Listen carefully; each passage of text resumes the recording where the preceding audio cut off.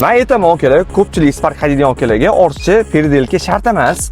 Rezultatda asosan amalzator beradi Spark mashinalarida.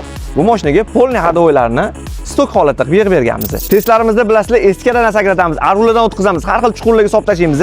Bundan maqsad nima? Biz oldin o'zimizning mashinamizga ustunovka qilamiz, xuddi shunaqa testlarni o'tkazamiz, keyin sizlarga tavsiya qilamiz. Yo'q aka, menga mes hadovoy qilib berish kerak desangiz, uni ham muammosi yo'q, uni ham qilib bera olamiz, aka.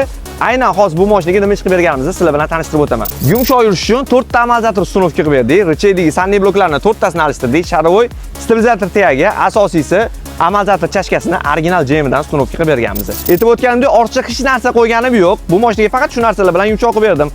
Agar sizning mashinangiz avtomat korobka bo'lsa, обязательно rulay kolonkaga e'tibor berib olish kerak. Spark avtomat korobkalarda rulay kolonka elektronli bo'ladi. Pastki qism mexanizm bo'lgan hisobiga rulay kolonka tez to'qinlab ovoz beraveradi. Spark mashinasida nima qilish kerakligini bilib oldingiz, akam. Endi bemalol o'zimga aloqaga chiqing. Siz bilan do'stlik qilamiz.